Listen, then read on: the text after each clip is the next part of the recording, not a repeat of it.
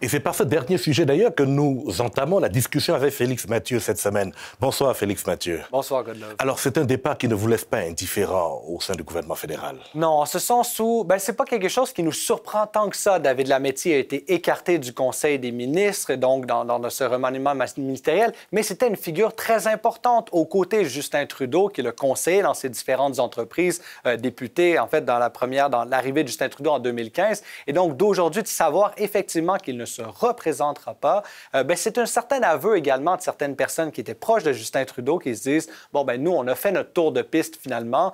C'est pas un bon signe pour Justin Trudeau qui, lui, dit, j'ai encore toute mon énergie, je suis là pour mener mes troupes à la victoire la prochaine fois. Encore une fois, c'est un peu des symboles qui sont moins encourageants que Justin Trudeau ne voudrait espérer voir sortir.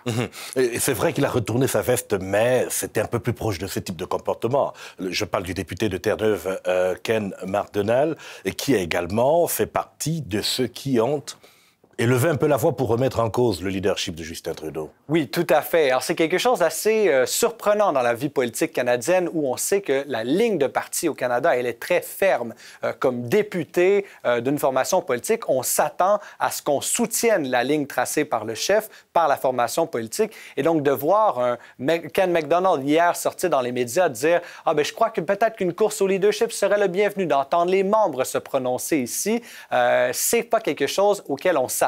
On a vu que ça n'a pas plu du tout à l'entourage de Justin Trudeau, au point où c'est certain que son entourage a exercé une pression sur le député de Terre-Neuve qui l'a amené à rétracter son propos en disant « Je ne cherchais pas finalement à engager une discussion sur le leadership, mais simplement à dire qu'il y a des discussions plus larges. » Donc ce n'est pas juste un ballon d'essai, non? C'est pas juste un ballon d'essai, mais encore une fois, ça donne des munitions à l'opposition, à Pierre Poilievre et aux conservateurs d'attaquer Justin Trudeau, de dire « Mais vous voyez, dans son caucus, il y a de l'insatisfaction. Imaginons à l'échelle du pays maintenant. » Et justement, à propos de Budichet à Pierre Poilievre, il y a un jugement qui a renversé le rapport de la commission Rouleau cette semaine, à savoir établir que le recours à la loi sur les mesures d'urgence pour se débarrasser des camionneurs n'était pas vraiment fondé. Et les libéraux vont interjeter appel, oui. Mais jusqu'ici, ils s'exposent quand même. Est-ce qu'il y a des risques pour le Parti libéral du Canada avec ce type de caillou dans la chaussure?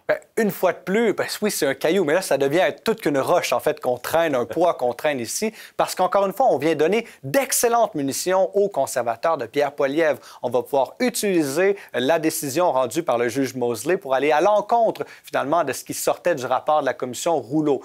Pour les libéraux, c'est certain ici, on va aller en appel, mais la décision du tribunal fédéral d'appel ne sera pas rendue avant les prochaines élections qui auront lieu de quelque manière que ce soit au plus tard en 2025. Et donc, les libéraux vont devoir se défendre de leur invocation de la loi sur les mesures d'urgence. Et ici, finalement, on a également une décision avec le juge Mosley qui est assez équilibrée, ou en ce sens, à la toute fin du jugement, il dit, à titre individuel, personnel, quand tout ça a été invoqué, je croyais que c'était tout à fait justifié. Et donc, Mosley n'est pas un acteur qui dit il voulait absolument contrecarrer l'action du gouvernement Trudeau, simplement, devant la preuve qui a été mise devant lui, il s'est dit, je n'ai aucun autre choix que d'arriver à la conclusion que ce n'était pas fondé. Et ça ici, c'est ce que les conservateurs de Poilievre répètent ad nauseam depuis l'invocation de cette mesure-là. Et dernier point sur la politique fédérale qui nous ramène d'ailleurs à la maison, parce que on va regarder cette décision de plafonner